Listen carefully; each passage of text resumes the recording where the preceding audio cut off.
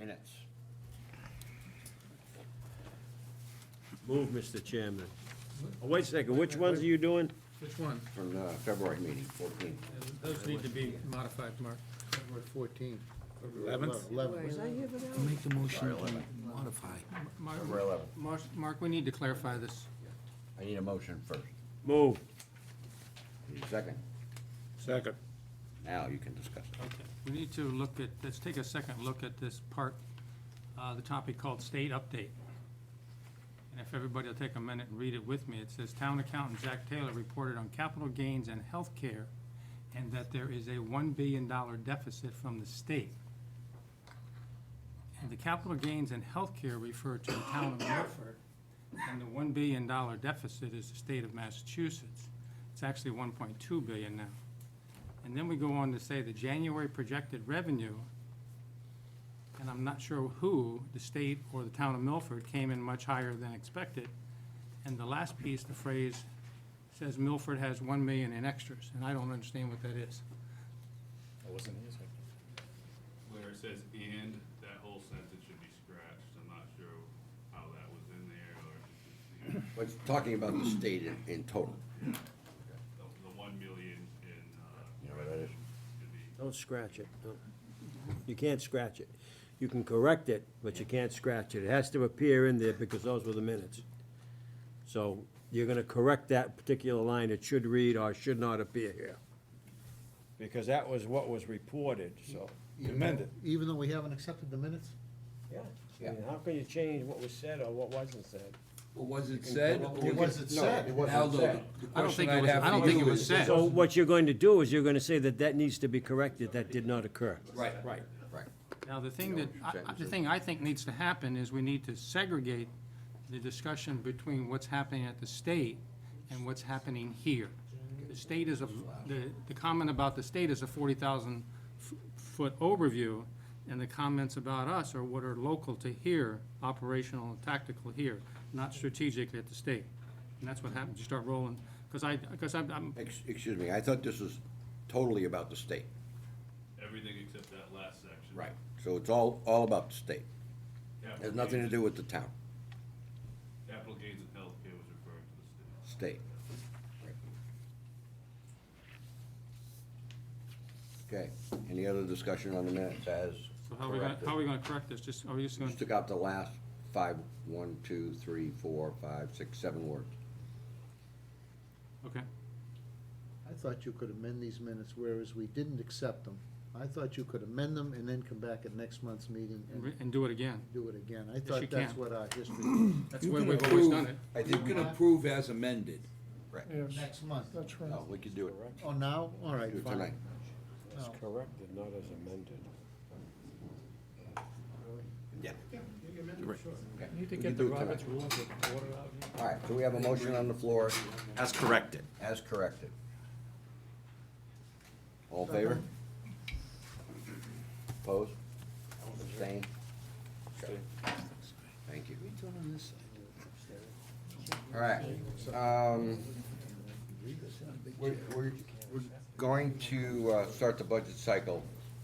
We've already put out a notice, the town accountant and finance committee has put out a notice to all departments, and all the worksheets.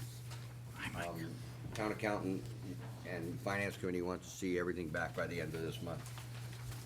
So next month, next meeting in April, we'll discuss budgets and where they stand. Every subcommittee should meet with their department heads, make sure that everybody is on par with the recommendation from the finance committee. At this point in time, the governor's budget came back a little bit higher than level funded. I think it's about 600 or 700. 3% higher. Both from Chapter 70 and state aid. So we've asked 2% and level funding expenses at this point in time. On the expense side, we automatically added in the increase in electricity costs to all departments that have electricity, so their budgets will be going up because of that, for sure. But other than that, they should level fund expenses. So, What is the 2%? Clarify that. salaries. So what I'd like to do is go around and see what subcommittees are up to date. I'd like to start with the capital subcommittee and see where you guys are. Albert? Here we go. Just passing out, I emailed all of the members the draft, and I'd say at this point, we're in good shape as far as the process. The numbers are still nowhere near where we want them. We did ask this year that all department heads give us their list of important items that they feel we should purchase, whether we're gonna fund them through free cash or through the $1 million capital. If you look on the third page of that summary, you'll see that the total comes out 1.8 million out of the 1 that we have budgeted. And I said, before everybody gets nervous, I want you to note that there's $200,000 that we are carrying for kind of a down payment on a new turf field. But that's only, we said last year, if we have free cash that we're not using. So you take that out, you take out, I have not heard from the selectmen about the GIS system, if that's going forward at that amount. That's 218. The fireworks will be in the regular budget, so we took out the 16, now that the good Dr. Chaky is not objecting anymore. And Rick had given us a list of items that are either next 16 or 17. Out of that list, I'm assuming about 100,000 will jump over. So at this point, we're at 1.258, 1,258,000, and 200 of the excess are the 2 leaf blowers at 100 apiece. So, except for the leaf blowers, we're within $58,000 of the million. So I'd say preliminarily, the process is in good shape, because remember, this is for October. I'm not considering these items are May items. There's nothing being put on for May. Okay, I'm just saying, No, I'm asking. That was not a rhetorical question. I have not heard back, but nothing on this list that I know of has been earmarked emergency. Now, we are meeting with all the department heads that have significant issues here, significant items, to go over with them next month, and in May, for October, next month is mainly Rick for May. So I'll be able to give you a better heads up in about 3-4 weeks. I will talk to Rick tomorrow morning. I'm expecting a summary anytime soon on the warrant. Yeah, I was gonna ask you, do we have Not the yet. preliminary warrant? I haven't It's seen closed. anything. No, you don't. No, I haven't seen it either, so we will. Not done, but I'll, Takes a little work. No, Jerry, the way he was looking at me, like, I'll see a summary. My question through you would be, do you have an idea of when? Well, I'll have it probably completed next week sometime, then the selectmen have to get it approved. So, end of March. Yeah, definitely the 23rd, the selectmen will be. Okay, final that's- approval on it. Whether they want to release it before that, No, but at least by the 23rd, we can plan around it. okay. So I would say at that point, we'll get any surprises, and I'm hoping there aren't any, because nobody told us about any. I'll ask Rick for a summary. They usually do up a summary chart, and I'll see what that is. Mr. Chairman, I just have a question. I'm sorry. I Go ahead, met Mike. with Rick the other day on covering some of the points. He had mentioned that the GIS would not be on the May warrant, and it would be going back to the selectmen, and from there, it's either yes or no October, he doesn't know yet. Yeah, and that's why, candidly, I've kind of taken it Yeah, as not a high likelihood at this point. right. I'm not saying, obviously, we don't control the warrant. We don't control what goes before town meeting, they do. So we can't say 218 isn't going. Right. But for purposes of planning, I feel pretty good about this, because we're just gonna have to deal with the 2 leaf suckers, or take some of the things and move them over. Well, you have 300,000 in here for IT. we wanna put that on the capital, or do we wanna put that in the budget, in the IT budget as where to be purchased? Mark and, Chris isn't here, so I don't want to speak for the chairman of the tech group, but we had a meeting on Monday, and the fundamental question, the meeting was called to go over the plan for the town. There is no plan yet that's written down. I asked specifically to read the plan, because there was a spending list, but I felt it was just inappropriate to talk about spending to a plan until the plan is written down. So, with all due respect, I got a $300,000 placeholder in there, but until I see a real plan, I can't tell you where it belongs. And I don't think it's appropriate for us to guess. It's just too much money. I agree. I mean, I would have expected to see that in the budget presentation, actually. When you, question, Yes, sir. for Al, if I quickly, when you say a plan, Al, what do you mean? Do you mean an organizational structure, goals and objectives? Bobby, Implementation plan, what? I would love to see a GOSPA. You know, Harvard Business School, goals, objectives, strategy, plans, actions. Right. All of these. But Well, if yeah. nothing, I would love to see, this is what we're building the infrastructure to. Here's a vision. And here's where our starting point is. And that's the mapping, because the IT director did say we're doing a mapping study, which will tell us where we are. But I challenged him to say, I don't accept that is the basis from where we start, because then I don't know that we're so far behind we don't do something different. You know, I'd love to see a plan that says, we have these departments. Here are the needs of school, police, fire. Right. Wireless, wired, email, software, hardware. Once I understand the vision, then we can look at his interpretation of the implementation plan on how to get there. Right. But today, Okay. I hear we're gonna spend $300,000 on some stuff, getting somewhere to give us some services. You need a business plan. Yeah, And I I mean, support I'm you sorry in to be that. so picky, but, It's not picky at all. I mean, hold the line. Hold the line with that and now. what I said is, and I don't think I made any points, I said, if there's no plan, I recommend we don't move forward till there is. Because spending 300 grand and then finding out, Salaries. well, plus salaries, but spending that kind of money and then finding out, well, school doesn't really talk to fire, doesn't really talk to police, and now we gotta go doctor it, No. made no sense to me. So Chris is going to spearhead it, but the challenge was, show us your vision first. Let's all agree on, and have the departments agree that this vision meets their fundamental requirements. Because when I asked, how many people in the town hall? How many people are we gonna serve in the town hall? Then, of course, once we know that, or the departments, if they move across the street, does this implementation allow us to expand? Do you know if they're looking at the telecommunications aspect of it? Bobby, I mean, with no plan, I can't tell you what they're looking at.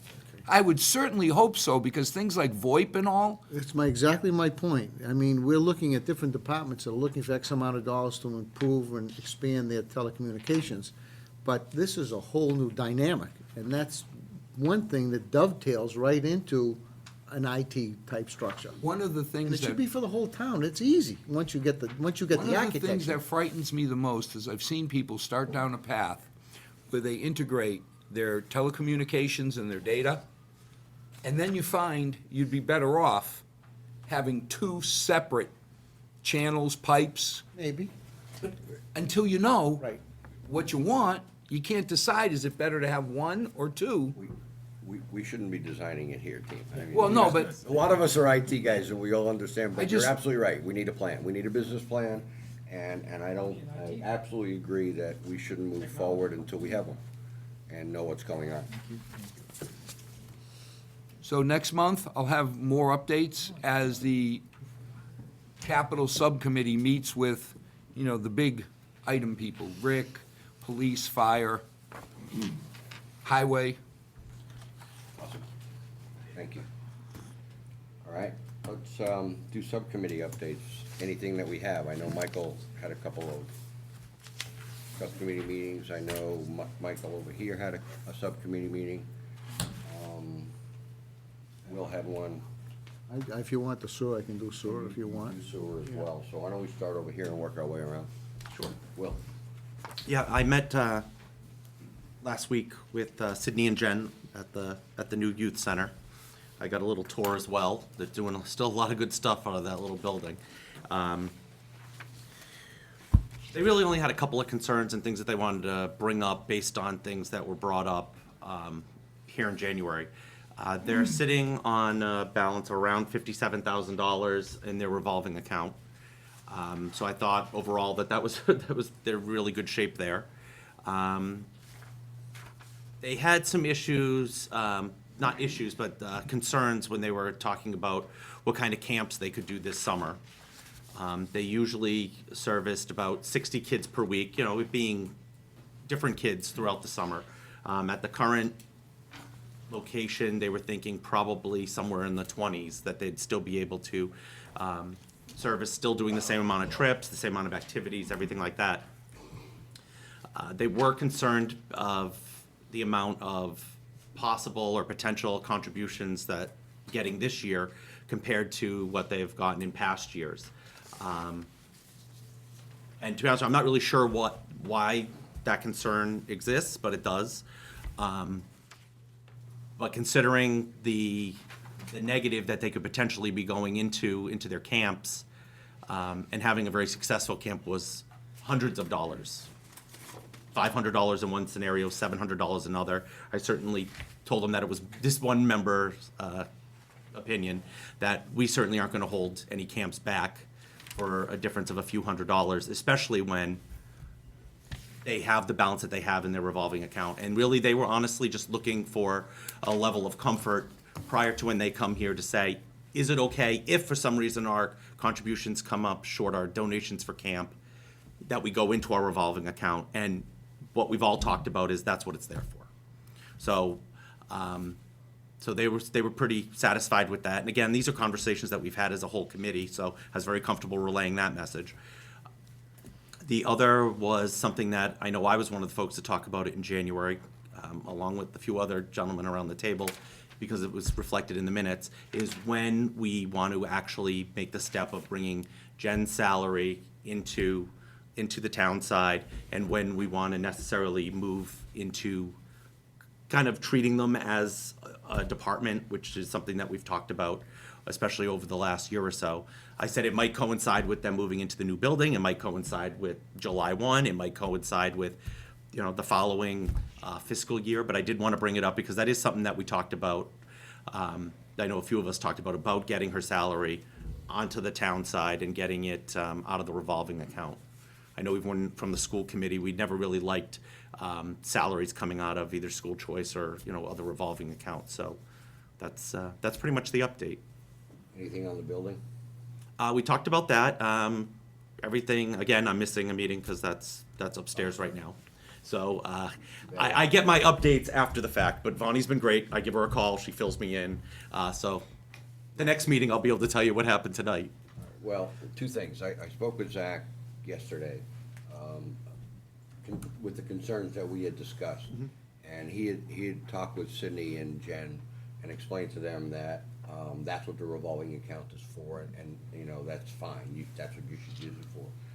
I don't think this board has any problem with them funding scholarships or whatever they have to do if they're not getting the revenue. Zach also told me that they're getting a $50,000 grant. Received it yesterday. They got it yesterday, so their balance is $117,000 approximately. Well, that's what I was noticing, but I wasn't gonna mention that because they wasn't sure when it was gonna come, but they did say they well, spoke to you, so. We just got it yesterday. All right. So Since they- then, they- we also That's awesome. secured $4,000 for summer camp too, so that concern of potentially going negative. Well, that's their money right there. They were worried about $4,000, so a Yeah. lot's changed since last Wednesday, okay. Yeah, they're all set, basically. With respect to a budget, and I wholeheartedly think that this committee ought to establish a full budget for that group. as a, not including the donations that they get, that goes into the revolving account. But for accountability purposes, they ought to have an expense budget and a salaries budget. We already cover the utility expenses, we already cover the director's salary. To add the assistant director's salary and miscellaneous expenses that really shouldn't, in my opinion, come out of the revolving account, like paper and pens and, you know, supplies and things that they use every day.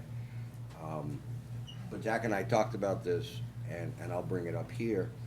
My opinion is that we should wait until they get in the building and establish some sort of consistency. So maybe we do a mid-year budget for them in January or December, assuming that they get in the building in September. If they don't get in the building in September, obviously everything is gonna roll, and it may end up being next fiscal year. That's my opinion. You know, I'd love to talk about that here. No, and I certainly don't have an issue with that. I just think, again, I think of them often when we're talking about, again, going back to the IT thing. You're looking for plans, you're looking for something on paper, you're looking for this. Now, granted, we're talking about much bigger numbers on the IT side of the house. But here's a group that have a plan, they're working closely with Zach, they're doing everything they're supposed to do. So I think we should just, whether it's now or January, whenever it is, and I think January probably makes a lot of sense, it's just I want the message to be that, you know, which I certainly expressed to them, because the first thing they said to me when they sat down is that they're meeting with Rick, they're meeting with Zach, they're on point, they're not letting a dollar go by without getting direction or making sure everything's good, and that's what we wanted.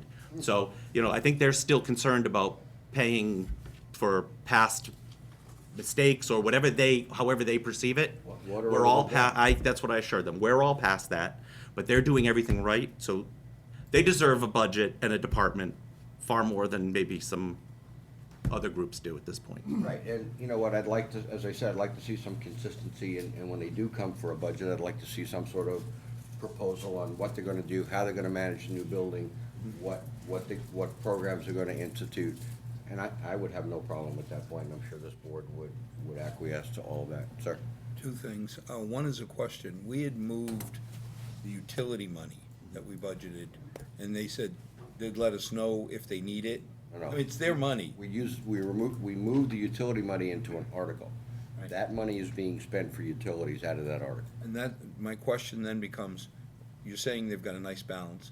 Have they used that utility money? Did they need it this year? Do you know?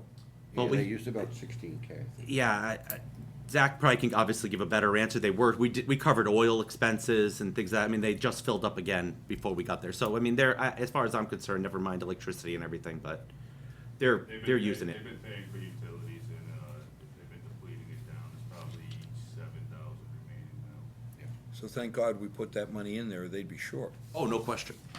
Oh, it was utility money that was in the general No, government no, I'm not budget Mark. anyway. It's just, I was curious, because they said, we're not sure we're gonna need it.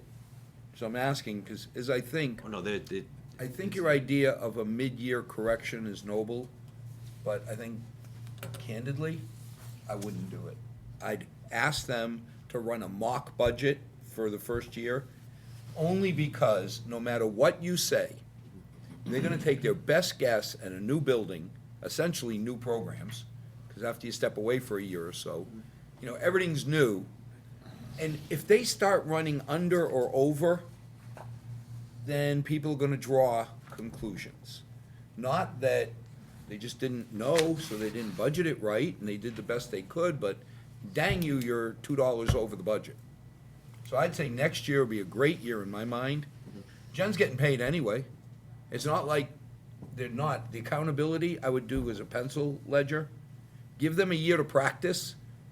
Hold them to it. Have them come to the subcommittee chair every month and talk about it. But give them a chance to be successful versus putting the metrics right on them. That's why I said wait 6 months, but if you think a year is more appropriate, then I a just year is don't more know. appropriate. Well- I think we You're going do- in September, Mark, you wait 6 months, they got 90 days in the building. That's my worry. Well, I just think whatever decision is made, that they're obviously here to be part of that discussion, and it's not anything punitive, it's anything else other than, this is our thoughts. I think Zach and Rick have to be, obviously, and are invested in it, and how much are they willing to say, you know what, let's move ahead, and I'm gonna take on the responsibility and make sure that everything's done. Then I think we you know, but I think we all need to have that conversation, because And we'll- I think you make very valid points, but I just want them to be here, because the thoughts of things still being potentially punitive isn't something that, you know, And that may be something, and that's if not I how we're may- talking about.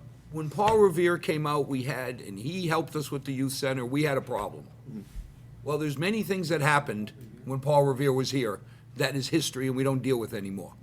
You know, dinosaurs roam the earth. Don't worry about brontosauruses now. he Portuguese? To them, you gotta give them the message that, get over it. I It's did, done. but Old when they're here, I history- think we have that conversation. I think we're, He's from Prospect Heights.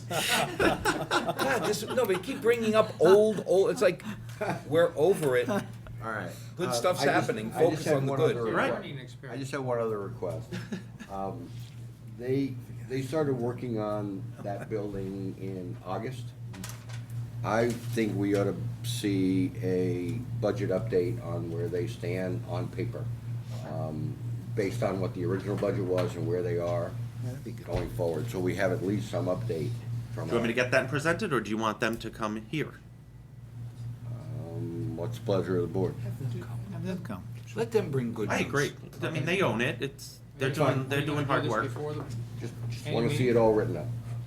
If you're going to ask for a budget update, we need to really know what will need to be expended with what is left in that budget.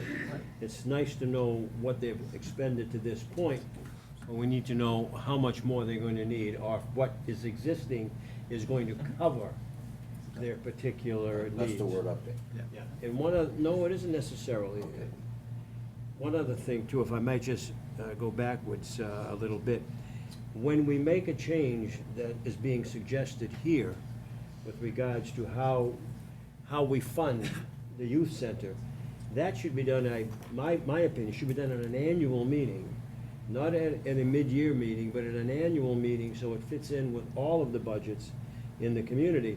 So we all, we all feed at the same trough, as it were, and we know exactly what's out there. So if we're going to consider that, let's consider doing it at an annual meeting, and it'll cover Al's concerns with regards to a limited amount of time in the facility, and they'll go through the whole budget process as everyone else does. Again, I agreed with Al, and I'll agree with you, except that we need to understand that if they get in that building in September, October timeframe, we do budgets in March. And, so we're talking about 4 months in the building, maybe 5. That's why I asked for a business plan or a plan going forward on what they're gonna do with that building, and after 4 or 5 months, they ought to know where they're gonna be. I mean, they have a projection, They I'm should know sure. now, Exactly. because the building is being rehabbed Right, they with a should know now. purpose in mind, so they should know exactly what's gonna hit the floor Exactly running. right, exactly right. And I think they do. And I think they do Well, as then well. there's your answer. So 4 or 5 months down the road, we can discuss it and see where we are, and we can make that. But yeah, I understand where you're coming from. Article 4 is Article 4, and it's a May timeframe thing, and the FinCom presentation at town meeting, if we do that, will highlight that department addition, et cetera, whoever the chair is. Fine. All right, So what's our expectation at this point? with respect to, It's gonna work. What they're going to do in the end? they're gonna live off what they have. Okay. They have a revolving account, and they're gonna live off what they have. Are we gonna follow Mr. Chaky's suggestion and let them come to an annual town meeting? That would be in May of 2016 for a budget of 2017. No, Be It- a it year will- from now. it will Be be, a little over a year from now. yes, correct, And that's kind of the, okay, just, correct. okay. It's all gonna depend on when they get in that building, and that's why we'd like to get an update on where they are on the project So plan. back to Mr. Kincaid's comment, are we gonna fund this salary position? No, it's coming out of the revolving Okay, account we're gonna right let- now. Yeah, we're gonna let it lie as it is. Do we need, don't they also need to take that before the personnel board and get that It's already- blessing there? I think don't- that's already done. It's already, Is it already done? they don't have to go to, sorry, Jerry, they wouldn't have to go, that's okay, they wouldn't have to. You play Candy Crush. I think they have to go to personnel board. Camera on town council. The position already exists, it's just getting paid through the revolving account. They wouldn't have to go to a personnel board, no. No, it's already done. Okay. So All right. it's just a matter of funding. Who's next on the list? Bobby, sewer. Yep, sewer department, okay. On March 2nd, the subcommittee went with the sewer department, and in addition to looking at their expenditures, unlike many of the other departments in town, we also take a look at the revenue side, because being an enterprise system, we look at that as a business and try to gauge and make sure that expenses, or I should say revenues, meet the projected expenses.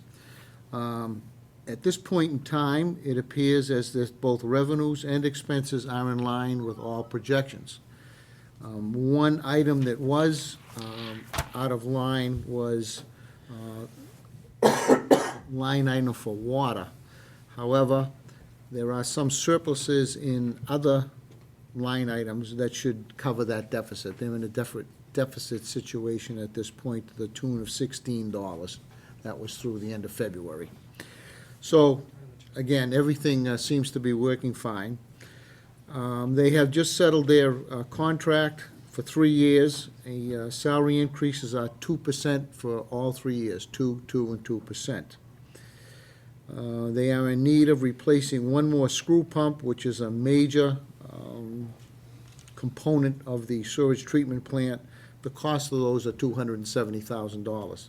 This is the last of 6 that required replacement, and they just get worn down, and from time to time, they have to be replaced, but they budget for them, so no big issue there. The one thing that is on the horizon that you may or may not be aware of is they are planning to construct in the next 18 months to 24 months a sludge thickening building. This building will allow them to remove more water out of the sludge and will reduce by 50% over a period of years the amount of money that they spend for a landfill purposes. So, again, at this point, we are supportive of that, and as we get more details, we'll be happy to share them with the full committee. But it appears as that is the right thing to do. It cuts down on the water content, cuts down on the weight, and after the initial capital expenditure, it will pay for itself in 5 years. What a bad return on investment. Yeah, Any questions? well, what is that plan expenditure for that? Somewhere for the new building? Yeah, the new building. Somewhere between 1.5 and 2 million. There are no hard costs just yet. Is that plan on being bonded? Yeah, that was We're not there yet. okay. But just in terms of a fund balance, the enterprise fund for sewer has a $1 million fund balance and a stabilization account of $6.6 million. Get that off your green sheet? Stabilization, $6 million. Yeah, 6.6, yeah. By So design. they're in very good shape. They could almost pay for it. Yeah, sure. Guys, we're doing a good job over there. Yeah, they're doing a very good job. Yeah. I do have one question about the sewer department, Bob. What about rates, Bobby? Anything on rates? Go ahead. Go ahead, Bill, make your raise. Just jump right in. Well, I have the floor. You know, they don't want to make any projections, Phil, as I'm sure you can appreciate being on the committee with me for a number of years. And right now, they are in the middle of collecting revenues for the second half of the sewer treatment, not the sewer usage bills that just went out. So they're a little bit hesitant to guess at this point, But they haven't had a given- rate increase in years, right? in years. It's been 0, yeah. And the biggest component of that is that we had some revenues coming in from Hopkinton that help offset any anticipated costs, so. Will it change? I can't speak for the Board of Sewer Commissioners, but if I had to guess, I would say probably not, but it's a guess. Yeah. Sorry, Mike. Mike, you have one question every year for me from the sewer department. I hope it's not the same as last year, because I got it written down. The question is, does the sewer department have an expansion program, plan? I mean, what is their mission? Yes. Is it to have every building and house in Milford on the sewer? I don't know what the end goal is, but yes, there is an expansion plan. If you'd like, the next time we meet with them, I'll ask them to bring it in so you can look at it.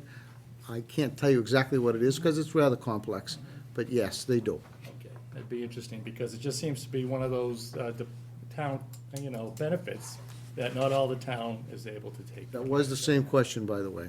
I always have this, because it always Be the gets same right question next year.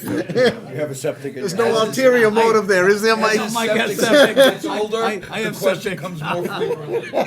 It's a good question, we need to get an answer for it. No, it My is, it recommendation is. is you Yeah. check with Yeah, your but Title Bob, V. what percentage of the town is sewer? It's quite, it's like 85% of it, it's very high. Pretty high. Just makes the obvious. Nothing's been done to change it. No, in our 10 area years. doesn't have it either. Yeah. Nothing's been done to change it in 10 years. Hell, I don't think I you'll don't ever either. have. And I can't say why on TV. Anyway, All right. Wait a minute, Anybody else for Bob? Sludge thickening building. Oh, one other question, real quick. One of the issues. Do you have a question, Mike? Mr. Chairman, Oh, yeah, sorry. one other question.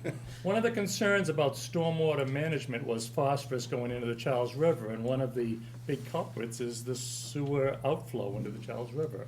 Has the sewer department taken that under consideration?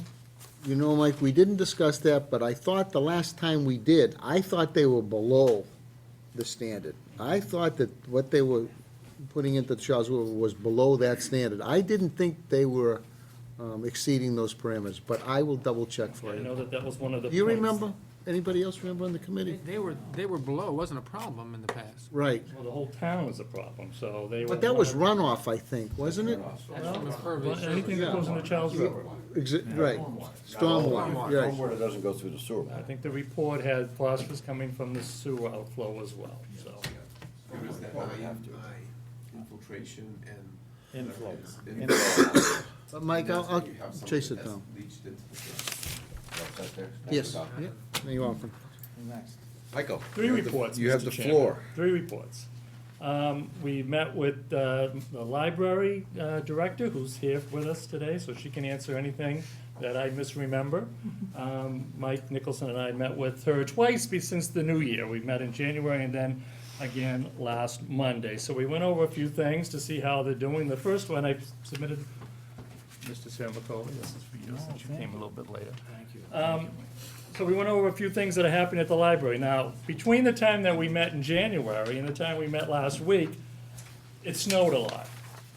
Because it hadn't snowed at all when we had met with her in January. I don't know what you're And looking. then we got a little bit of snow. So there was an emergency expenditure to clear the snow off the library roof. The library director sent me a note. I forwarded that to the finance chairman. She had consulted with the town engineer and the town building inspector. The question was how to remove all the snow from the library roof, the brand-new roof that was installed last year. So we didn't want to damage it. We didn't want a bunch of people going up there with shovels and maybe ripping the membrane and voiding the warranty. So the library director hired the company that put the roof on to do the snow removal, and that bill came to about $8,400. So I think that expenditure went to Zach, right, as emergency expenditure. So no issues. It was successfully done. I don't see a transfer in my, It's right here. All segment of the original right now, but, the invoice came to me, however, there's not an appropriation there, so I have not approved spending until. oh yeah, I expected to see an emergency transfer. I think it's on the internet. Yeah, he's bringing you the original. Okay. No, we have to sign the transfer. Sign transfer. Okay. So We have to We haven't vote on it, approved then we have to it. There's a sign it. transfer request. there- We have to All right, approve it. and Move then it on, gets Michael. paid. Yes, okay, so that was the first time. I have a question. Go ahead. Why is there different amounts? What are the different amounts? 8,400 versus 8,000? 8,400 was the number. 8,400 was. That was probably a typo there. That needs to be fixed. Top of the library. Should be $8,400. It's Exhibit A. What's the amount on that, Mark? 8,400. 8,400. That was the invoice from the company that did it. 2015, we reviewed the budget to date and salaries. She's tracking for a little bit of a balance. Fiscal year 15 is the third year of the union contract. There was a little bit of overextended overtime budget, about $500. That was for snow shoveling over the past couple of months. General expenses, no real issues. She hasn't seen any real electric increases as of yet. It looked like by last week's report, there was still 48% of the budget with a third of the fiscal year going, so we'll probably get a hit on that, but it hadn't really realized into anything just quite yet. So then we talked about the fiscal 16 budget, so This budget is put together with a couple of things to remember, Mr. Chairman, that the library needs to meet the Massachusetts Board of Library Commissioners municipal appropriation requirement funding. So there's a calculation, they take the average of 3 years, then make it 2.5% above that to get the base number that they have to meet. And then out of there it becomes a calculation to spend on materials. So she has to meet those two criteria in a new budget. So the library director gave us an update on her budget. She had made one error in the salaries, but right now, her salary budget proposed for next year, the coming fiscal year, is actually 0.02% below fiscal year 15. Her overall budget grows by 0.6% from this year. So I believe she's meeting the criteria certainly on the salary side. And this is all done because of personnel changes. One person left, a few people were promoted up, but of course they fall into different steps. So when you do that juggling, the salary number comes down. The library, correct me if I'm wrong, Madam Director, is fully staffed at this point. One note, longevity stipend is actually paid out of the personnel office and not out of her budget.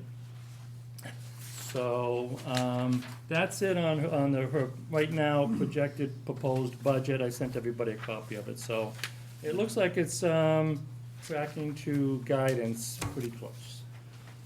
Two other items we discussed, was that the, 30-odd year fence that's along the border, with the daycare center and the church in the background, shows signs of wear and some damage from snow. So I'm not sure, Al Correa had mentioned that maybe it's an insurance claim.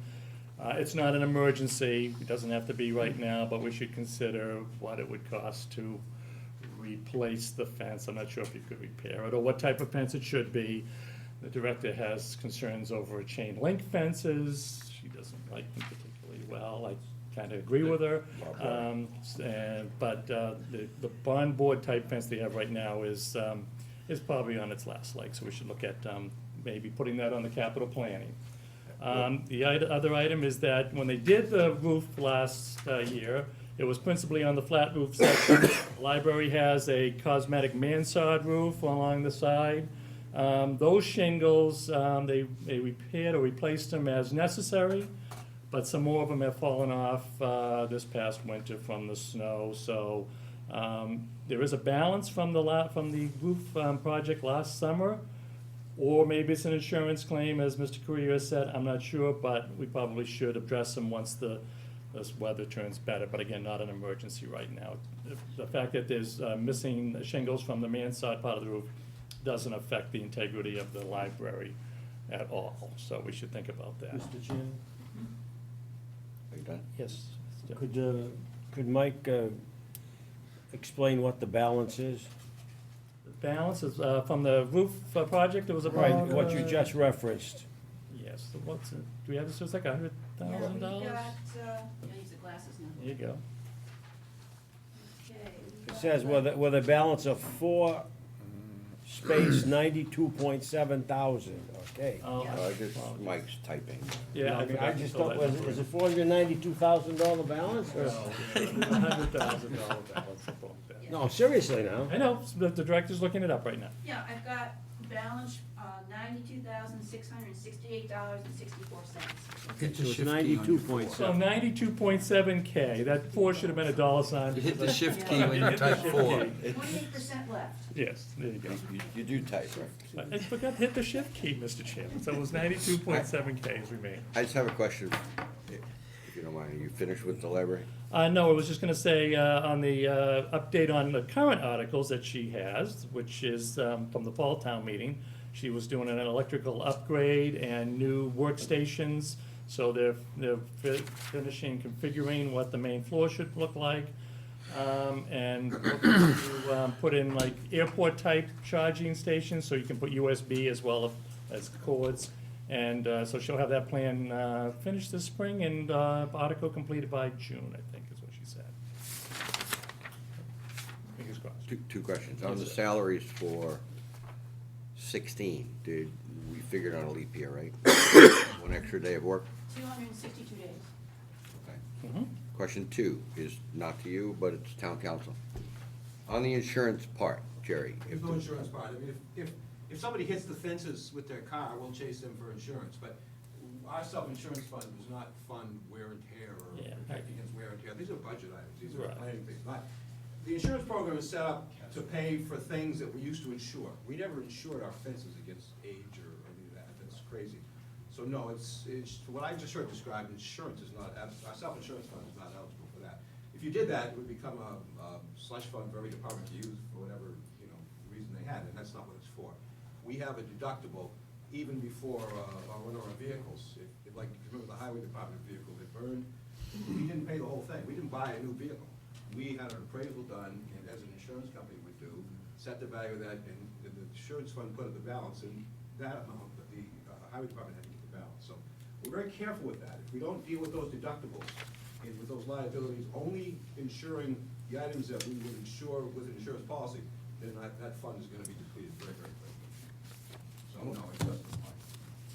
how much is in that?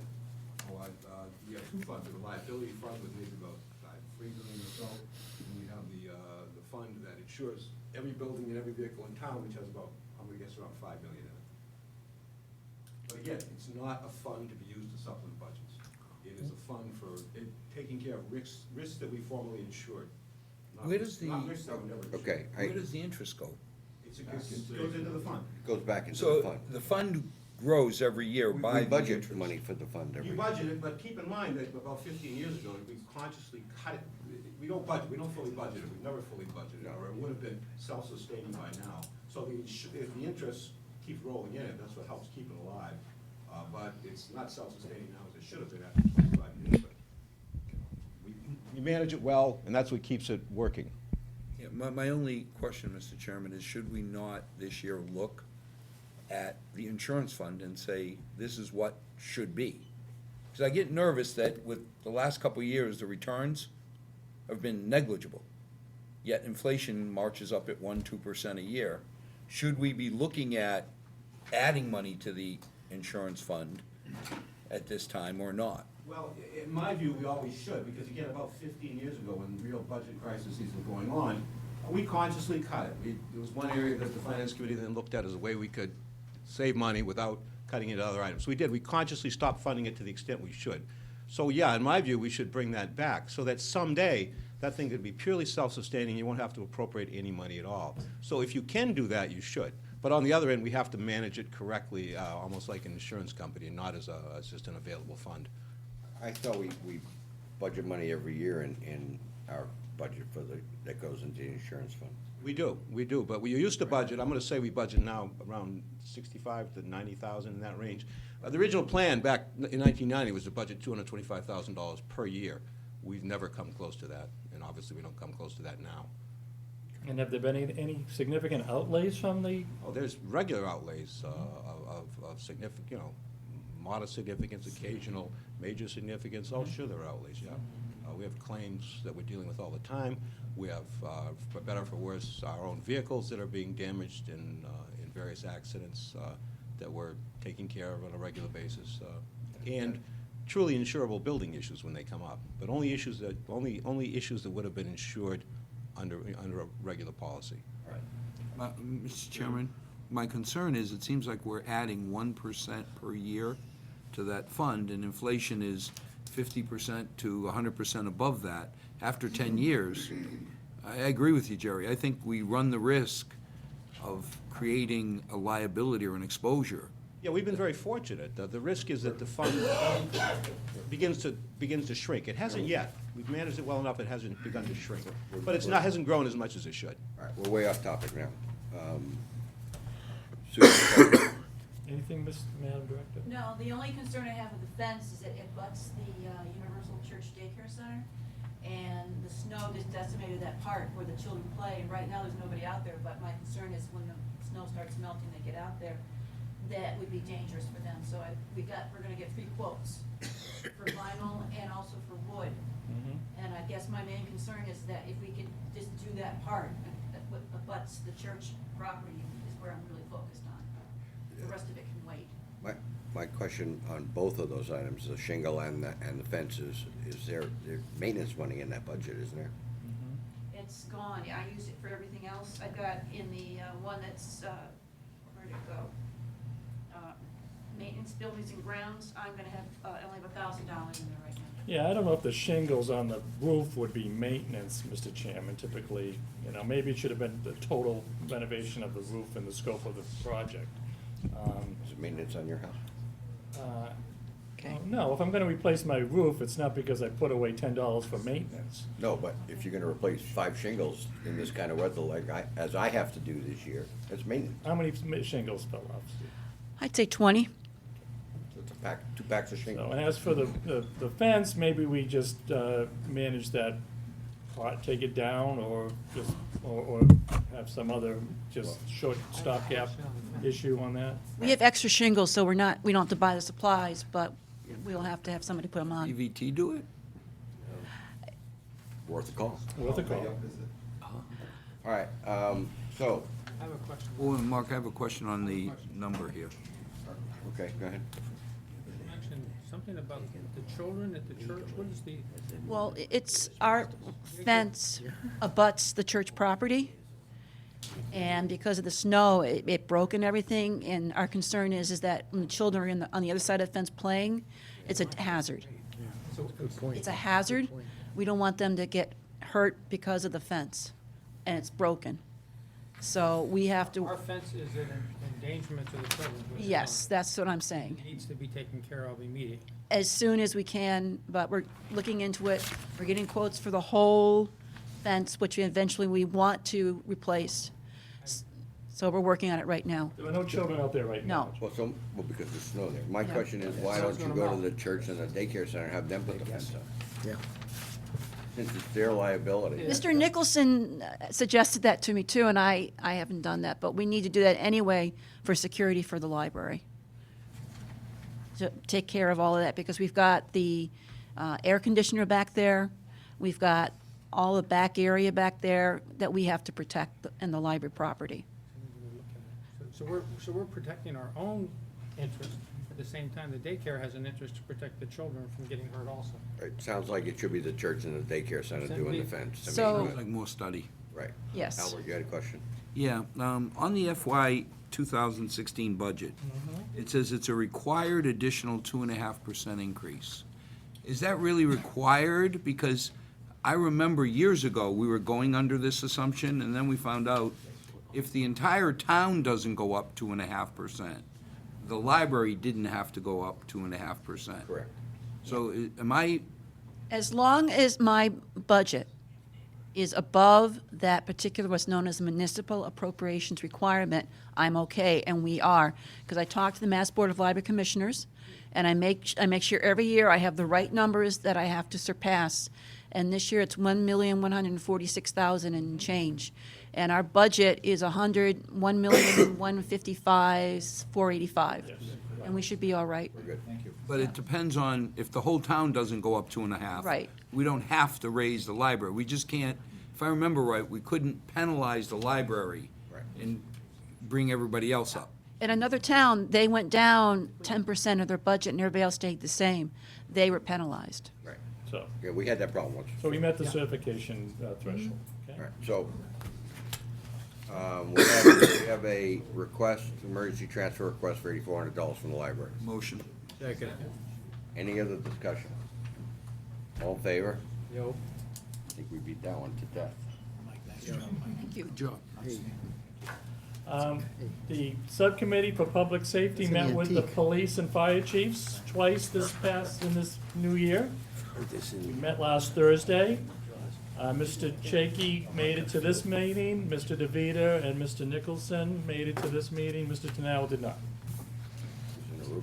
Tanal made it to the last one, and Mr. Chaky did not, so everybody's been represented. He was in a room? He was in a group, okay. One of the topics covered was the fire department's drill tower burn building renovation. So there is an article on the annual town meeting to appropriate money left over from a project on the fuel pump replacements at the Birch Street Station and utilize it to do a second phase of analysis of the building. This is the building where they practice how to fight fires in, and Milford's one of only 4 towns in Massachusetts that has one. Yeah, So, 4 or 5, yeah. the second phase includes some pressure washing and core sampling of the concrete to see the integrity of the building. That's about $8,900. And then, based on that final report, there'll be a determination as to whether or not we should go forward with recommended upgrades or not. Mr. DeVita had asked the question, would it be better just to tear it down and build a new one? And I think Chief Toohey said it could cost upwards of $1 million to do that. So if we want to keep a burn building, the town sees a benefit to it, recommend that we support that town meeting article. Right now, we don't charge any other area towns to use the burn building. It's a reciprocal thing. When other area fire departments come and they want to do it, the only criteria is that we have one of our firefighters there with them, but we typically don't charge. Other towns, I guess, do. Auburn, I guess, does, but we don't. So maybe something to look at. But I think the subcommittee agreed that we should go forward with this additional testing, and then we'll determine what needs to be done and whether we should keep it. From the January town meeting, we wanted to know what the fuel prices were at the fuel station. The fire chief sent us a copy of his bill. Back then in January, he was paying $1.96 a gallon for unleaded and $2.49 a gallon for diesel. Obviously, those changed. By the way, Chief O'Laughlin buys his fuel for his police cruisers from the highway department, and he's Mr. Christofoli's biggest customer, so that's where he gets his from. The police department budget. Let's go to the police department budget first. FY15 completes the final year of their union contract. Oh, and I apologize, one note also for the library and also covers here is that, so her budget does not include any increases on union contract expectations. Once the union contract is settled, of course, we'll have to deal with that retroactively in an article, and we'll have to do the same with the police budget. So right now, he has no increases for union contracts in his fiscal year 16 budget. Police department general expenses for fiscal year 15, no real causes for concern. The electricity bill for the police department is paid out of the general government, so he doesn't have that. The only electricity the police chief pays for, the traffic lights, and he's done a LED replacement program with the traffic lights, so they last forever and they don't cost anything, essentially. So it's a good deal with the police lights. Fire department fiscal year 15 budget salaries are reflective of year 2 of the 3-year union contract, and that's tracking the plan. Tuition reimbursement is higher. He has new firefighters. Over the past 2 years, 9 firefighters have retired. So he has a new crop of firefighters, and these young firefighters are taking advantage of going to school. The fire department's fiscal year budget, general expenses, no real concern except for travel to the academy and some computer software upgrades. Everything else is absorbable in his overall expense budget. So we get to the proposals for fiscal year 2016 for the police. It's essentially flat again because there's no union increase. It's only 0.8% increase on the salary line item. The chief's salary does go up as does the deputy chief, but again, none for the regular police officers. The dispatchers are under their own contract, so the dispatchers' contract shows for a 2% salary increase. One note, when talking about the budgets of the police and the fire department and what we would need to do if we had to do something drastically to keep them in. The dispatchers would have to be the first positions vacated before any police or fire personnel would be affected. So that just has to be remembered. And if we're gonna keep a 2-person, 24-hour dispatch coverage, currently we have 9 dispatchers doing that, you would have to backfill any dispatcher positions that were vacated with police or fire, and then you'd have to train them to become dispatchers. So we have to understand that that's how the process would work. And so you could get into some issues with that happening. So the subcommittee agreed that the police and fire salaries as presented seemed a reasonable approach to maintain services for the forthcoming year. Proposed police department budget expenses, The electricity is in line with the guidance from the town accountant for the traffic lights. The replacement vehicle budget line item has gone up slightly. The new police department vehicles are SUVs. They're all-wheel drive SUVs, certainly more appropriate than the old standard police cars. No effect on the motorcycles. Owns one and leases two. So overall, the total police proposed budget goes up 0.8% in fiscal year 2016. The Not fire including department. salary, What's that? not including the salary increase. Well, there is no salary negotiated for them yet. That's not including the contracts at least. Yeah, but we're gonna have to put money away, because you know there's gonna be an increase. No, there's gonna be some, well, let's finish, Michael. Sorry, Mike. That's all right. Sorry. The only other thing that the chief commented is he does have funds that utilizes from seizures during, police events, but he can't build that money into his budgets, but he does use it for various. Can't supplant anything that's in there. Exactly right.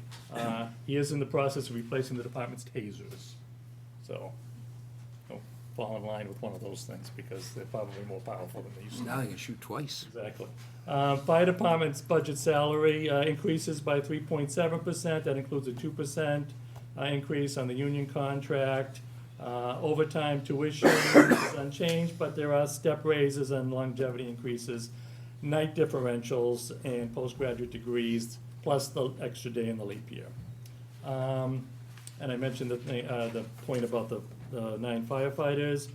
Uniform allowance has gone up by $1,800, which is about 2.9%. So all told, the personal services account for the fire department goes up 3.3%.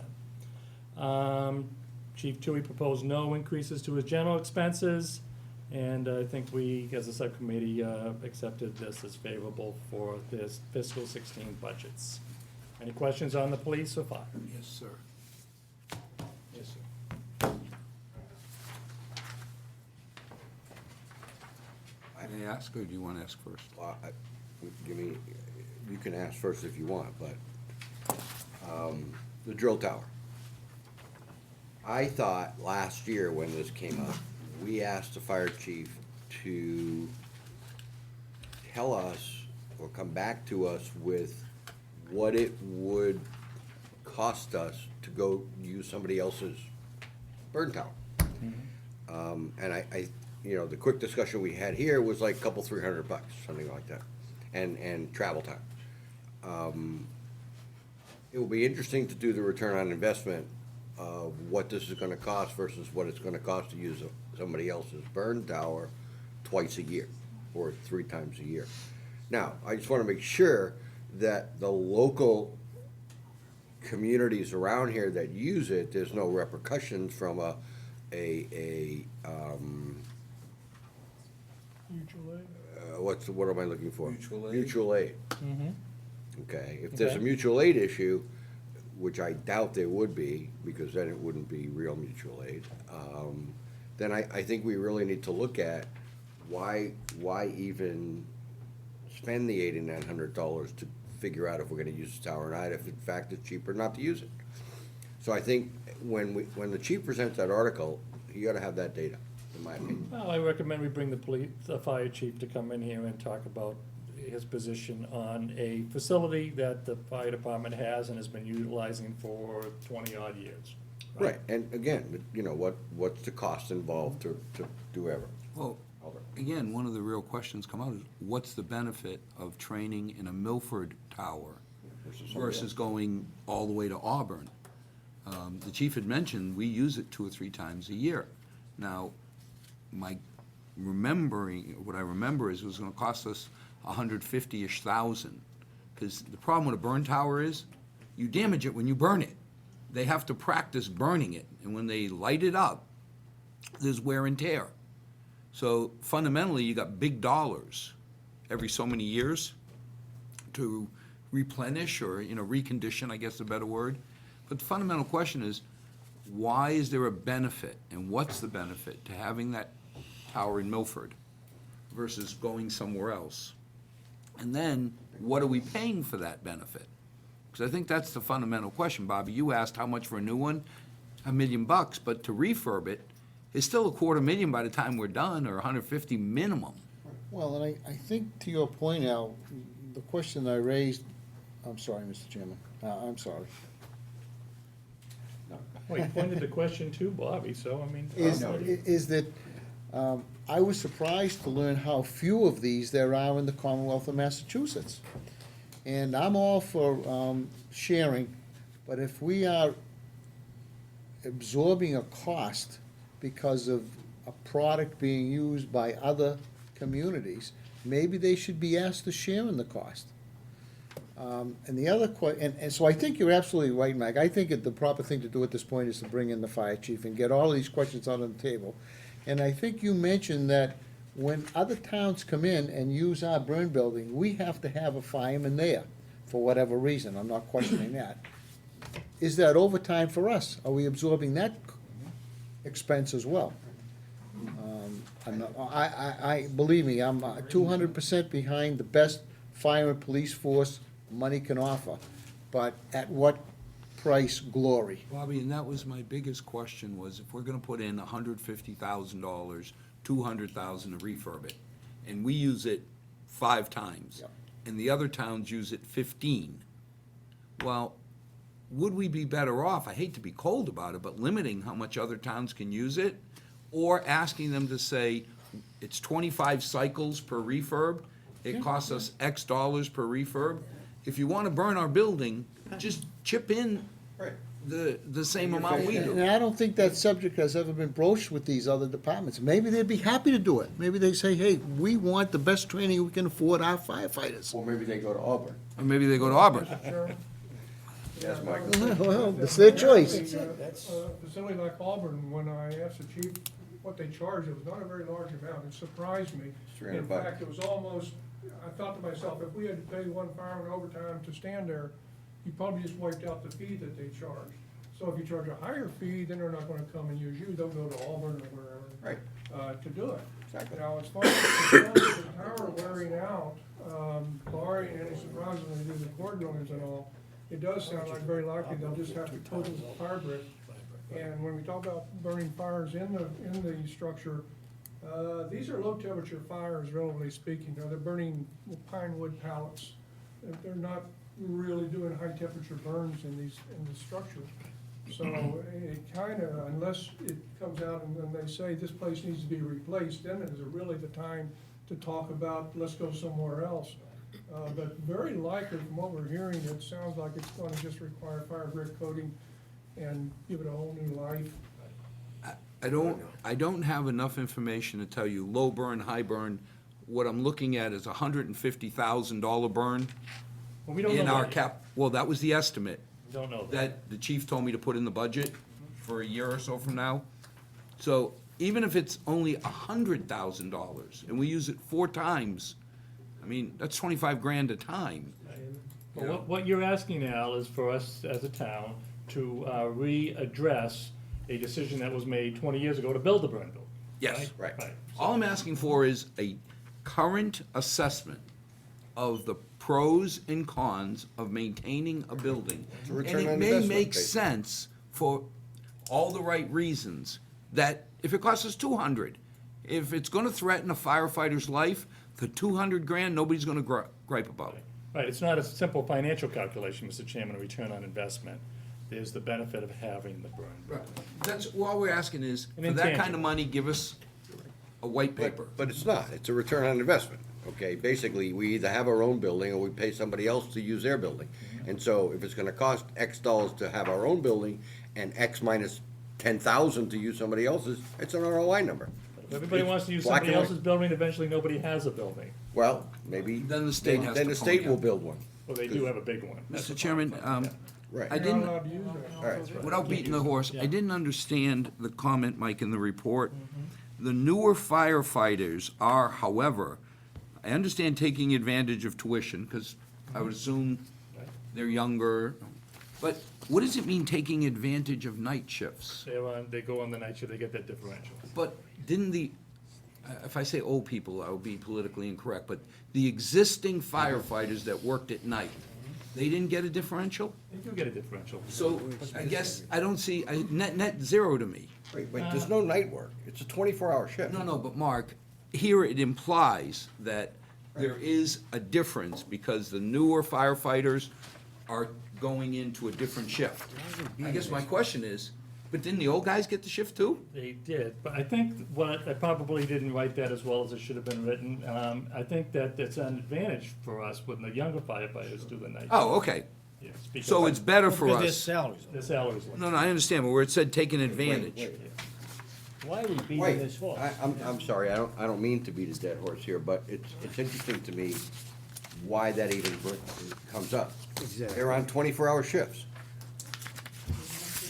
There's no shift There differential. is, I think, there is there was, did I? I Go thought back there and forth was. before Taddy changed it to a 24-hour I shift. thought there There was. is and there always has been, since the beginning of time, a night shift differential for certain hours. Some firefighters actually don't work nights, there are people who just work days, there are a few that do.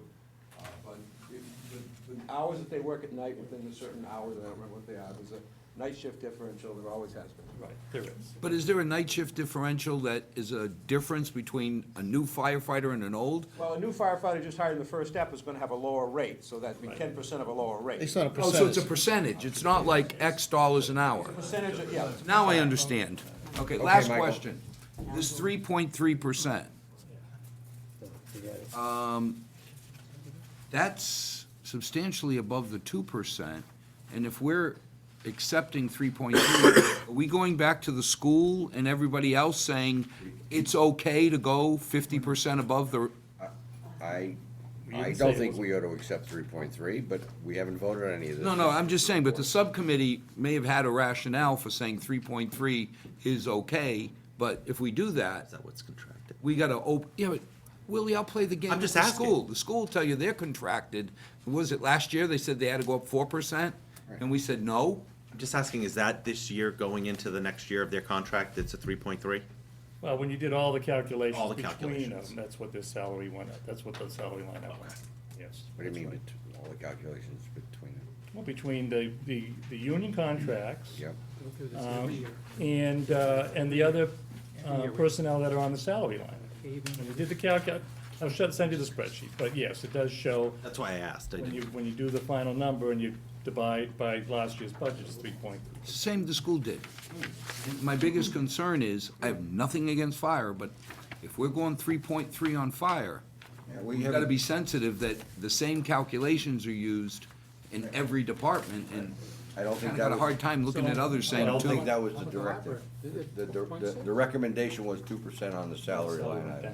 Hey, Mark? Salary went down. great. The one thing I was asking Mike, which I think he did answer, was, does that include, say, the police chief who may have gotten, who's outside of the union, gotten a raise, like the superintendent may have gotten 4 or 5%, and the teachers might have gotten 2? That's correct. Obviously gonna be a difference, that's what I'm asking, if it includes, just like the police chief didn't get 2% in his contract. Other, That's right, the chief did get an increase per his contract, Yeah. the deputy. Aldo was up first, sorry, Bill. Aldo had his hand up. Just the one thing with the salaries, it's difficult to compare one department with another, in as much as we tell people to take the salary increase out of their expendable cash, as it were. Well, when 93% of your budget is salary, there isn't a whole heck of a lot more that you can go to. But what we're doing is we're looking at a department that negotiates a contract, but they don't negotiate the contract with the person that's responsible for putting the budget together. Right. It's negotiated by an outside agency, as it were, in this case, whomever it might be. So there needs to be, if we're talking about that at this particular table, maybe we should talk about it at the other table when they're doing the negotiations, and there needs to be an understanding that if you're going to settle a contract at a certain dollar amount, then somebody's gotta fund it. You can't fund it when you have a 7% discretionary money in your budget. You could, if you had $20 million worth of discretionary funding, yeah, you could do that. You could work it out. But there needs to be a little bit more coordination between issuing a new contract and expecting people to pay for it. If we keep beating these things down, there's not gonna be any money left to do much of anything. Right. Bill? Enough. Yeah, Mike, Yes. you know, I appreciate the level of detail, and certainly don't mean to nitpick, but one thing I would suggest is looking at, I mean, salaries went up 3.3%, the union increase is 2%, and we have 9 younger firemen who are, I'm assuming, are at much lower dollars. I think maybe we should drill down on that line item, just so we understand it, because on its face, you would think bringing on 9 new firemen, the salaries would actually be lower. I think so. So we'll take that note. It was a 2% increase, yeah. That's what happened in the library. The overall. The library got salaries it. is up You all set, Michael? One last note on the Fields Committee, Ah, okay? as long as we're bringing The that up. settlement was, we met on the 28th of February. We had discussions with the main contractor on some issues that we had while they were building the bleachers and the tennis courts and a couple other items, and so we hadn't settled with the main contractor yet. So we had a meeting, and the proposed settlement agreement was voted on and agreed to, so I think that from a punch list standpoint, it's just about all complete now. So, I'm not sure what the exact number is, or whether the contractor agreed to it, but I believe they did, so that should close out that effort. I think all the work has been completed, except for the chairman, Brian, wants to put a entrance on, because there was some funds for the entrance, and I think that's it. All right, well, as long as we're talking about the fields, then I'll bring this up now as opposed to new business. If you recall, when Brian came to give us an update on the fields, the question was asked about the concession stand, and whether they cooked in the concession stand or didn't cook in the concession stand, or Right. what we perceived to be a concession stand. So, I was told by a number of people that have gone to the games that they don't cook in the concession stand, so it was sort of like, what's going on? So I called the chairman of the sewer commissioners and asked them, or asked him, if the sewer department issued a permit for a grease trap. And the sewer commissioners got back and said, well, no, there's no grease trap there at all. And in fact, they wrote a letter to the boosters. If you recall, Brian said that the boosters take care of the food. And the letter said, this is to inform you that if you were to install a fryer later or have inside cooking stoves at the new concession stand, you must have an approved outside grease trap installed by a licensed drain layer and comply with the rules and regulations of Milford wastewater treatment plant. After you review this letter with the Boosters Club, please respond in writing that you're aware of the requirements. Rudy Leoch. That was in November. We received a letter in February, we being the Field Committee and the Finance Committee and the Sewer Department, from the Boosters President. And it reads, the Milford High School Boosters Club is in receipt of your letter regarding the new Milford High School concession stand. The letter was reviewed with the Boosters Club officers and members were at our January monthly meeting and read into the monthly minutes. Please be aware that the Boosters Club does not have any indoor cooking stoves or conduct any indoor cooking at the stand. With the exception of hamburgers, which are cooked on an outside grill, and the use of outside fryer later units, as described below, all foods are prepared off-site and delivered to the stand prior to scheduled events. 2 portable fryer later units are utilized at the stand. The fryer later units are stored in the stand when not in use and moved outside of the stand for use. All used cooking oil is collected in appropriate containers and recycled off-site.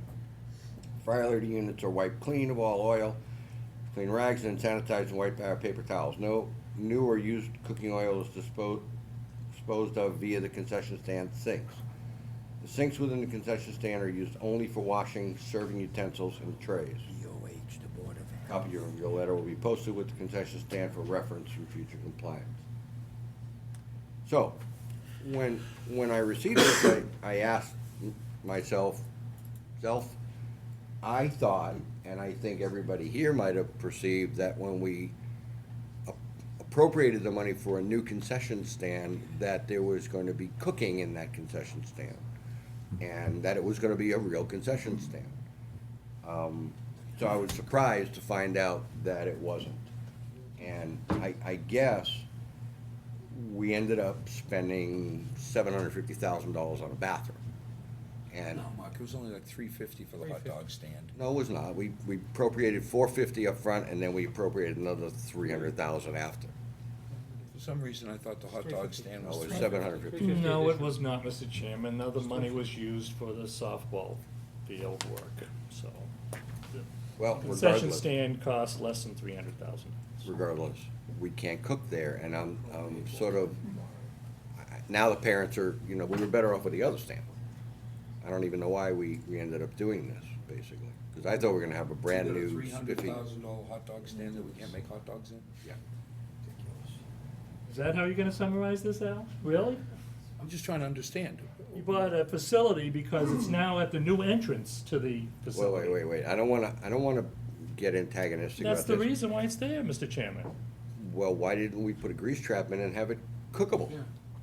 And have them cook inside and put a grill in there and do all the things that a concession All stand kidding does. aside, I thought we were getting a real food stand That's what I for thought. 300 grand. Got a You facility. remember, this piece of the project was never budgeted in the beginning. Let's go back to ground zero. That's a true Everybody story. forgot that. That's right. This was all piecemeal after the fact. And- And I objected to it then, and I objected to Well, it now. it's not rather objection, I guess the question It's is, been all piecemeal together, and if there's extra money in the budget to put an entranceway up, then I think that money ought to be spent on putting a grease trap in and allow them to cook inside. I think we should mean, do in it the right. middle- I think we should do it right. In the middle of winter, the boosters are outside with grills and fryer laters and fried dough, and people are walking up. I just, I don't know, I thought that we were gonna build a place where Mark, we where oughta these just- guys can cook. Mark, you ought It to would find be a out. first class. If the money really went into the softball field and this was an economical shell, I feel a lot better. I mean, I can't see how you could spend $350,000 on.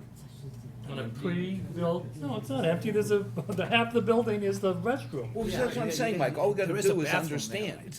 there. It may make total sense once we understand, but again, what I remember is it was a cooking building, that's why it cost so much, with many, many toilets and I stuff. don't know if I recall it that way. Which was the whole reason we did it in the first place.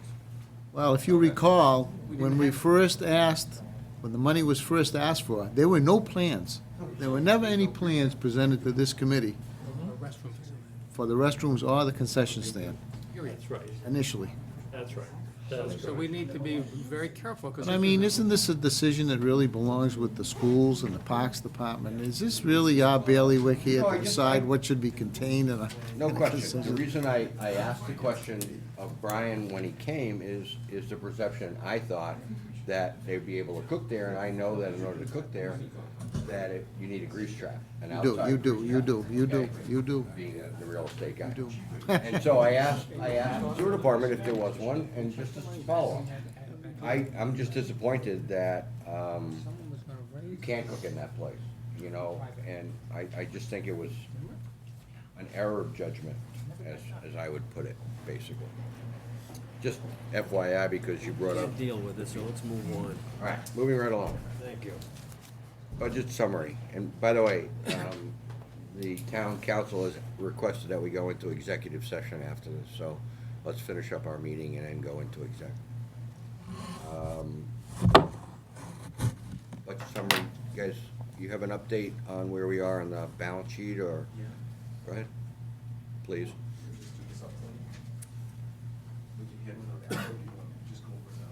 Hand them out.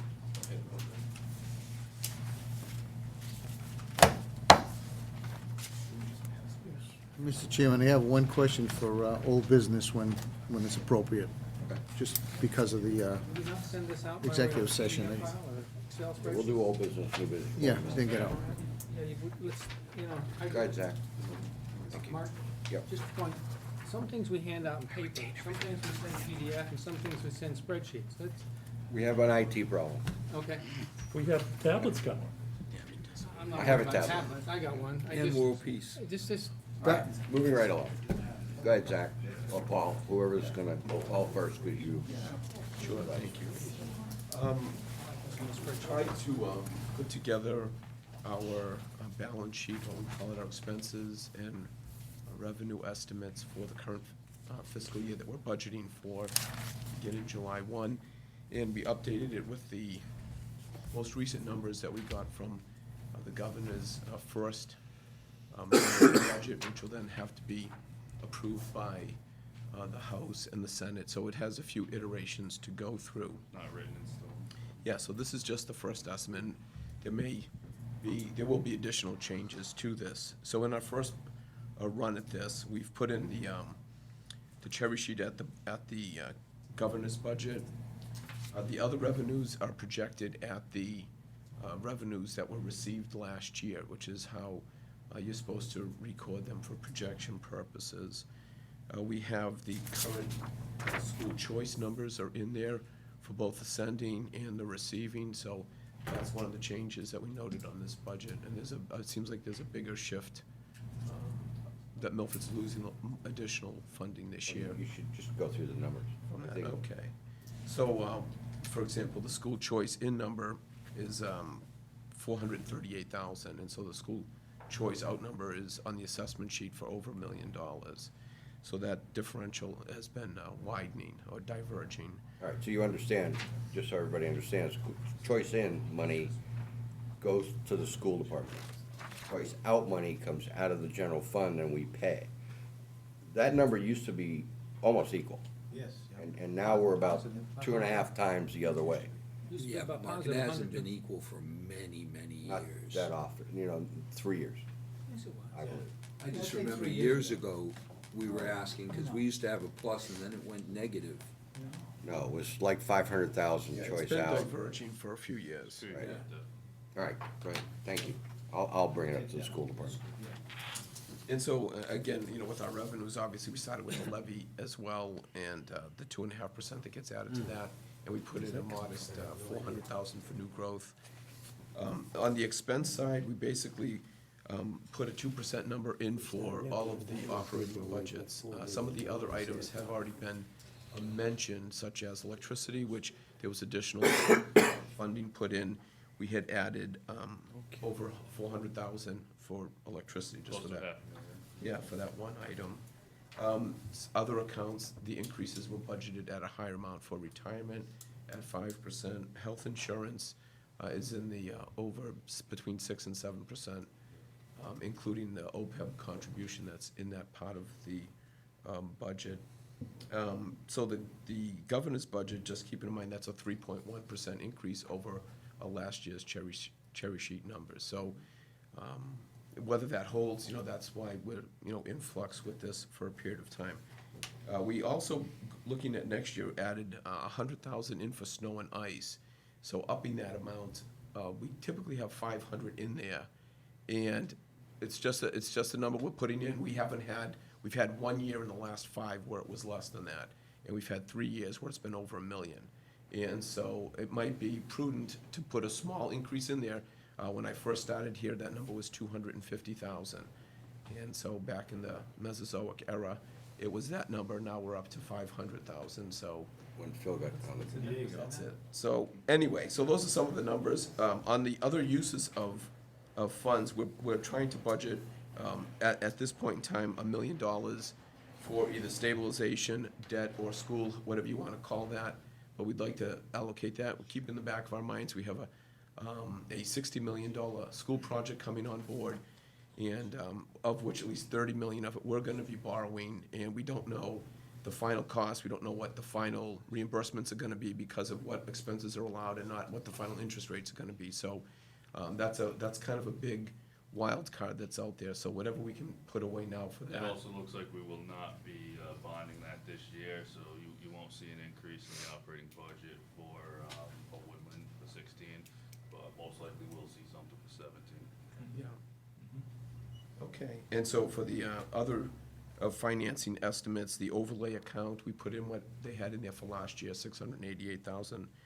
The total assessments, which is basically the negative part of the cherry sheet, the state gives you, we're getting a total of 24,300,000 from state funding, but the assessments is what they take back, so that's 1.2 million, of which the biggest portion of that is the $1 million for the school choice, for those that are opting out of the system. In the budget, we're also building $1 million in the capital, and that's where it stands for now. And of course, there are other funds available for that, as already been discussed earlier this evening.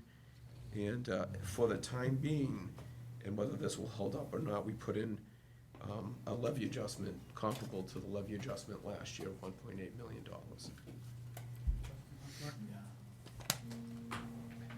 All right, so the governor's budget's in. I'm not sure what the timeframe for the legislature is to come back. I mean, they gotta go into committee and play, do all of this stuff. They have to have a budget by the end of the fiscal year. Our town meeting is in May. So hopefully, we will get some better numbers between now and town meeting, and we can tweak this some. We all know that things don't change, but they change a lot, so, we have to skate. That's why we did the 2% and 0 and see where it goes. I mean, I think right now, we look like we're in relatively good shape. If people hold to the 2%, but, as we're gonna see, people are not gonna hold to the 2%, so we may have an issue at that point. Yeah, Paul, just a couple of questions. What was new growth last year, just out of curiosity? 680 or something. It was more than that. I And don't know then- that number off the top of my head, but the last few years, it's actually been over 800,000, I believe. But, Yeah, give us- I think last year was 859. It was an extraordinary circumstance last year. Yeah, The prior year was but very historically, the governor's budget has actually held up, at least in the last couple of years. We haven't had a lot of slippage from what the governor, it goes through the House, the Senate, the Ways and Means Conference Committee, and then it finally gets rehashed back to over the zero. years, I think that's held up pretty well. Yeah, it really does come back to the governor. So, in terms of, one other quick, my train of thought here, but bear with me. In terms of the 1.8 on the levy, that's the same as it was last year. So we're maintaining the same tax relief for our taxpayers, the 1.8. Right? Okay. And the expense side, you're saying 2% overall on the expenses? I just want to be clear. Yes, except for the other departments that were higher for other reasons mentioned. Electricity, Okay. And health. pension, healthcare, and some of those other things. Okay, Some of so- the fixed costs. So actually, I would agree with Mr. Chairman, as it stands right now, we're certainly in good shape, so. Well, you don't forget that we have snow and ice that we have to deal with, which is probably gonna be over $1 million. And as I talked with Zach and Paul, I read on MMA that the legislature is considering passing I don't know what they would call it, a temporary bill that would allow cities and towns to pay the snow and ice deficit over a 2-year period. So, because everybody is in pretty rough shape. Yeah. So if It that, has to be over at least equal parts over a 2-year period. Exactly. Obviously, if we can handle it, we probably should, because you never know, next year we could be in the same boat again, and that was a fine schedule, so. But it is an option that we can do. Borrowing for operating. And just keeping in mind, the highway surveyor did submit almost all of the expenses for February to FEMA, because the governor had tried to get it so that FEMA would not just take the one blizzard, which most likely would be accepted, and that was to the tune of $170,000, but that was going to extend for almost, I forget what the exact period is, but a period of a couple of weeks at least, where we had all those subsequent storms, and that ends up being a good portion. Right now, we're We're at almost 625,000 in the hole as of right Yeah, now. there we go. And I know Scott put together a request that's pretty much equal to that, so it's very much wishful thinking, but if that did go through, that wipes out our. It could, deficit. we could be close to breaking even, and then it's Yeah. what percentage they choose to reimburse, but if it's a disaster like that, it would be 100%. anybody see the news today? That there was a town in Italy that got 10 feet of snow in one day. Yeah, they're in the Gelato. Alps. 100 inches. No, it wasn't in the, Yes, it's all mountains. As long as it's not on the Amalfi Coast, that's all. Mark, I have a it question. was on the, it was right on the It's 3 hours Italian east of Riviera. Snow Yes, cones, sir. they'll be selling them. Paul, 3 question, hours please. east of Rome. You mentioned there was, Mountains. you mentioned there was an amount in here for OPEP. How much was that amount? We budgeted 600,000. It 600,000. was 700 at one time, and we reduced it to 600,000. Yeah, Yeah. And how do you arrive at that figure? Swag.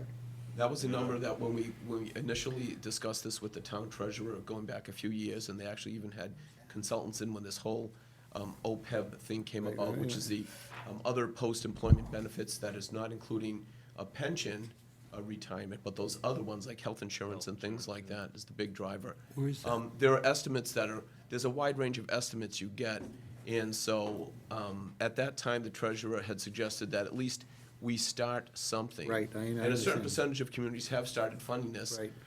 Whether or not everybody's gonna be on board with this, or what the final outcome of this is gonna be, we Understand. don't know, but, you know, you could say, how much do you want to spend? You wanna spend $1 million, $2 million, 100,000, 50,000? So there's wiggle room in there if we have to. Yeah, it's currently not mandated. Swag, swag. It's in the health insurance budget. Insurance? In the health insurance part, It's yeah. currently not mandated, but there's still talks that that could happen. Thank you. So, by us being proactive, it will help us in the long run. Okay. It also helps with bond ratings, and it helps us, nobody, Zach, Zach and Paul? Thank you. Just a accounting issue, a question that I see here. You show a negative 438 on the anticipated revenue. That's the That's school choice money. Is that net? We show that as a negative because we No. show the, That actually goes to a separate fund. Goes Okay, to the but then you come school over choice here account. and the assessments is 1.2 for the same monies. not the same money. Let me just explain this. So if you look That's at, why it looks like it's coming out, yep, so from the cherry sheet money that we get 24 million from the governor's budget. That we pay out for school choice, 438,000 that goes into the school choice account. So of the money that we receive from the state, a portion of that goes directly to the Separate school fund. department in their school choice account, which we keep telling them that they need to spend that down and to use that for other things. So we take that out of our general fund receipts because that's not a receipt that is now available to the rest of the town for other expenses. On the assessment part, so that's that's school choice also. but if, the assessment part is all the kids leaving our district, now of that million that's leaving our district, that $1 million, so many thousand is going to one school district, another, so many thousands is going to another school district, and so many thousands go to another school district, so. Why is that negative though? The There's 438. more go out than Because come in. because it Because comes, it's going to, this isn't, this. This is whole it's a presentation- reduction to our cherry sheet, it's a reduction to our revenue that we actually receive, so it's reported as a negative. Goes to the school. It goes to the It goes school. right to the school, so. How much is they tell coming us in? what- Gut feel, how much is coming in? 438,000, How much is going out? million two. Over a million. So, It's not all $1 million too. well, I'll wait for my question. It's over $1 million. Fundamental question. We're talking about should we have a burn tower, because it's a one-time hundred-some $1,000 expense. And fundamental question, why are we in school choice? Why isn't the school committee coming saying, Right. here are the benefits, here's the detractions, and it's worth spending X hundreds of thousands of dollars every year? Because, I mean, that's a big number, I just like, School department doesn't spend that money every year. no, I understand, but the spends that town money. does. So the school department spends 60% of it, right? Because we pay it. It's something They we don't have to get bring it. up to the school department, we meet with them. You can, Al, you can opt out of school choice, meaning you don't take any people in, but you cannot prevent children from going there. So that And would, they can go Okay. anywhere that is Okay. a receiving school system, and you pay whatever they spend per child. Well, no, Aldo, now it makes sense, because we just went through the formula that we get reimbursed for how many kids in our school system. So if they leave, we just don't get reimbursed, but you can't stop them from You leaving. can't stop them from leaving, going to a school, they're going to a charter school, they go to. Doesn't matter, but what you're Right. telling me is, Not at the- You can only opt out. Okay, right, We'll take that up. we all set? no, now it makes here's sense. the real key, but nobody's talking about it. Now it makes sense. Good. Any other questions for the town accountant and the financial advisor? Grade one or? All right, thanks, guys. All right, thank you. All right, whole business, Bobby, you had something under old Yeah, business? just a quick question. Al, pay attention. This question plays into something you brought up earlier, and if we're waiting for the plan, fine. But I want to make sure it's in the plan. Our tablets. A year ago, we talked about the tablets, we appropriated the money at town meeting. We made a good reason why we should spend the money. Let's spend it. I agree. Bobby, that was one of the first items, because we brought that up as one of the reasons we're a bit skeptical, is that you brought it up 3 years ago. I remember at one meeting when a former IT director said, "I'll have your laptop up within 20 minutes." He said, "The meeting's 2 hours long. Here it is. Bring it up." A year and a half later, we're still waiting. That was one of the first things we talked about as a proof statement of what services are you going to offer, and then how. I think, just to answer your question, Bobby, is that we should sit and agree on a tablet. We have the money to spend, it's on our. I know that. It's on our article. And we could set up our own cloud, 20 minutes, Al will do it, and we could put stuff on that cloud. It's free, it doesn't cost any money. Mr. Chairman? Yeah, but that's kind of Are we a, not then going We against could transfer everything? it over when we're all said and done. No, no, If I you know guys we want- can do it, but we're telling the school committee, please another don't go off on your own. right, that's Don't right. create your own fiefdom. If we do what you're suggesting, Well, what aren't was- we doing what we're asking everybody not I'm to? sorry, did I misunderstand what he asked? I thought I understood that we should spend the money and put together a cloud, that's what you said. oh, my question was, we've got the approval. What's the roadblock? Let me ask the question in a different fashion. What's the roadblock? Is the roadblock our IT department or lack thereof? Roadblock is not funding, you would agree. The roadblock is not an inability of equipment, you would agree with that. The roadblock is execution. And we should not go on some type of rogue type, down a different road than everybody else. We should follow the rules that we But that's what he say said. put in place. So what is the roadblock today, The plan. if anyone knows? We don't have a plan that my opinion, just mine, there is no plan that says, this is where we're going, this is how we're getting there, because if we knew where we were going, we could debate, should we, yeah, it fits into the plan, we should buy the tablets and implement them. And we don't have a time frame on a plan. Again, I don't want to talk for the chairman, Chris Moran, but I think the people who were there understood that this was not a project that should take more than our lifetime, that we'd really like to see it for May, Can we defer this? but Can we defer this? Absolutely. Just with- But I can buy the tablets tomorrow if you want them. No, you need a plan. You need a- Technology. That's why we But if haven't- you wanted, if That's why we the haven't pushed it, roadblock but is the lack of planning, That's where it is. fine. Bobby, I brought out the point, and I'll kill it at that, that if we had bought the tablets the first time the good Dr. Shane wanted to, today they'd be obsolete, and we would have never had a chance to use them. 4 generations old. Right. Don't buy them until you can use Yeah, them. but that's true of any product. That's true of any product. Okay. But they all been- Any other old business? New business? I have new business. We have, at this committee, discussed on numerous occasions, whether we should continue to have a tree warden that's elected or a tree warden that's appointed. I know that the selectmen are putting articles on to appoint the collector. There's a placeholder for this one if you decide to go forward. Right, and there is a placeholder for this, so, and it takes special legislation. Yeah, the way it works, if you want, there's actually a statute that's in effect that allows you to, the one that the tax collector is part of, it, a separate piece of legislation, but Right. there's actually a piece of legislation on the books right now, has been for many years, that you can take an elected position, except for selectmen and school committee, and go through the process and you can make it appointed. It's a two-step process. The first thing is a majority town meeting vote, and then it goes on the ballot. So the question for you folks, obviously, if you are interested in doing that, you want to get it in the warrant now, so it'll go on the ballot for the next annual election. I don't recall the treasurer on the ballot. No, it's done differently. This is, we're using this statute, which is the cleanest way to do it. The treasurer was done through special legislation. But this process is in place right now to do this. Could do the other one through special legislation too, but again, it's this process here. Either one. Oh, as long as we're doing, I mean, my opinion is if we're doing special legislation for a couple of other things, why don't we just add this to the list? And the question is, can the FinCom put that article on, or is that a selectman's article? It's holding, if FinCom wants to put it on, you can put it on, sure. Mark? Without, I mean, well, I think we need to talk to the selectmen and get Yeah. approval from the selectmen. Well, your best bet is to coordinate with them, but there's not time to do that for this town meeting. So if you wanna do that, you know, I'm not saying you shouldn't, then you probably wanna wait till the fall town meeting. Well, I think we should put it on and then have a discussion with the selectmen, whether they want to accept it or not accept it next week when they have on end of the month when they have the warrant.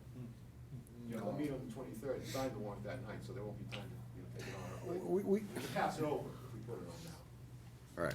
we've had this position as an elected position for how many years? I think the proper course of action is to meet with the selectmen first, and if we can't get it on this town meeting, what's the penalty? What's one more year? No penalty. So let's, I think it's disrespectful for us to, I wouldn't put it on Say- without talking to. the oh, okay, I wouldn't want to step just- over the selectmen, I just don't think it's right. Wouldn't do that. That's a governance issue, we can suggest to them. Right.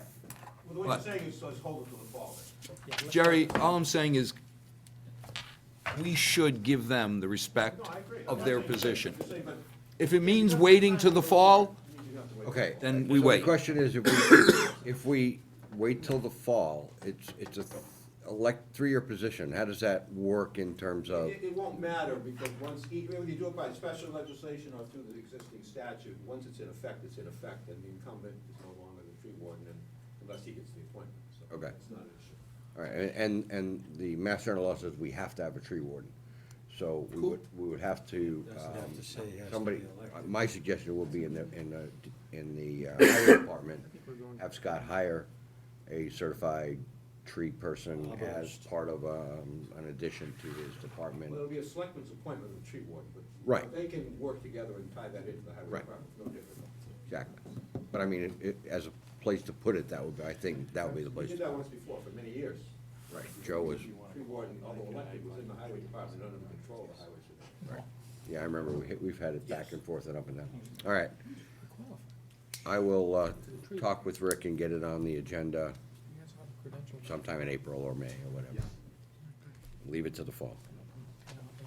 All right, Town Council Moody asked that we go into executive session. We won't be coming out to the public, so we need to take a vote. Will? Just generally, what's the, why? It's the water company acquisition, so obviously the real estate and business property interest and negotiations. Awesome. Aye. yes, Yes. aye. Yes. Aye. Yes. Yes, aye. Okay, thank you. We're in executive session. Can you have a good night, everybody?